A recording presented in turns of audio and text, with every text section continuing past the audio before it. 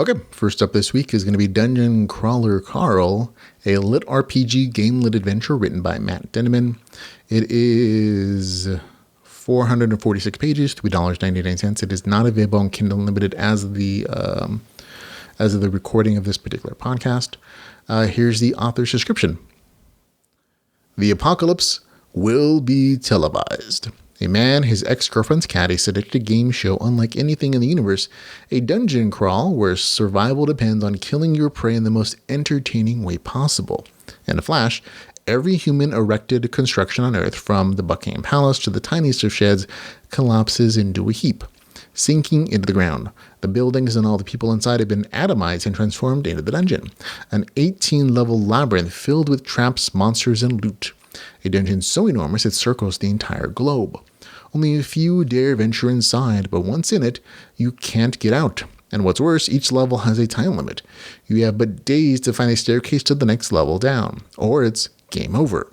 In this game, it's not about your strength or your dexterity, it's about your followers, your views, your clout.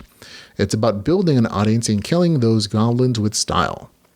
You can't just survive here, you gotta survive big. You gotta fight with vigor and excitement. You gotta make them stand up and cheer, and if you don't have that it factor, you may just find yourself with a following. That's the only way to truly survive this game, with the help of the loot boxes dropped upon you by generous benefactors watching from across the galaxy. They call it Dungeon Crawler World, but for Carl, it's anything but a game. Okay, that's kind of a long introduction, but it's all very true. It's just a little wordy. Full disclosure, I received Matt's copy review. I purchased a copy when it became available. This is another kind of odd, quirky, but highly entertaining story from the author Matt Dinniman, author of the Cerebrella series, which I'm sure you've enjoyed. This time, the Earth is turned into a dungeon with only a fraction of the population surviving the initial transformation. And again, as the novel description said, the survivors must dungeon dive while being watched by an intergalactic audience.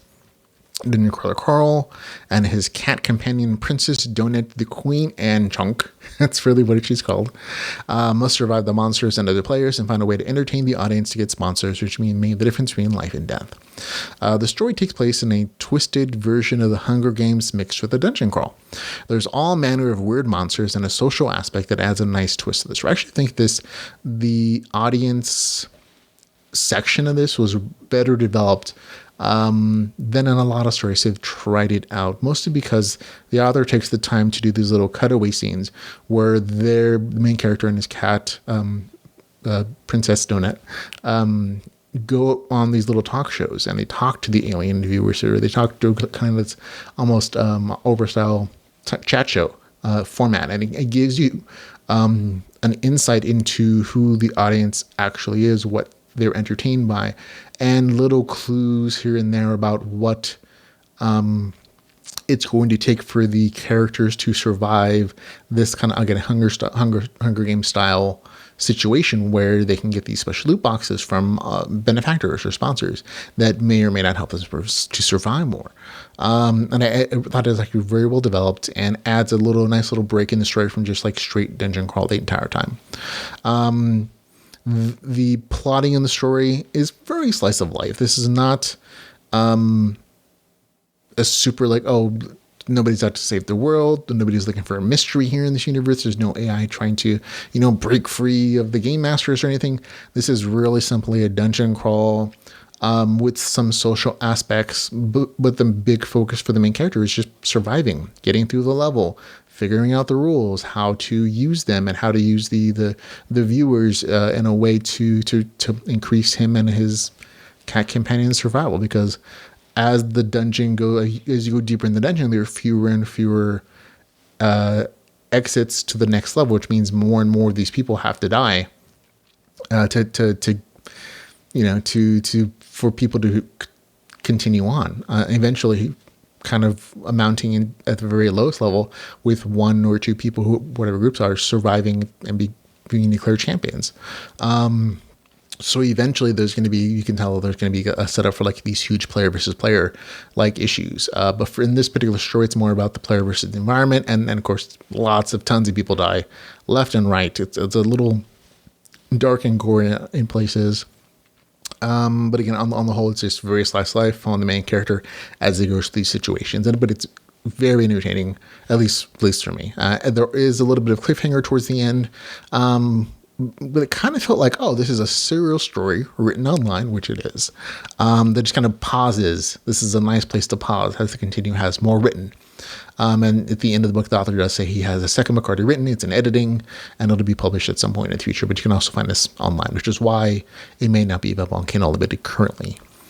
The actual game mechanics in the story are very familiar. Lots of regular. There's an intricate part of the storyline. Notifications, items, spell descriptions, all that stuff is there.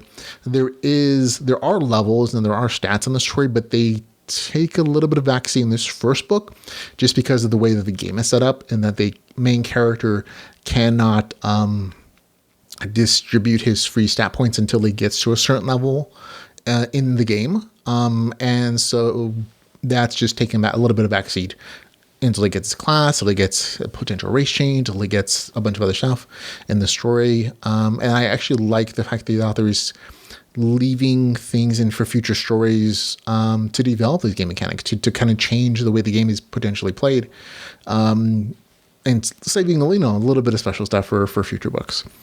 For me, I found it a very entertaining story. I've liked most of the stuff the author's written. I liked all the stuff he's written in the LitRPG genre specifically, and I like the fact that he took this trope of a dungeon crawl and kind of made with his quirky writing style, with his very inventive and imaginative characters and monsters, makes it an interesting story. It adds a little bit of gruesomeness, which is a trademark for some of his other stories.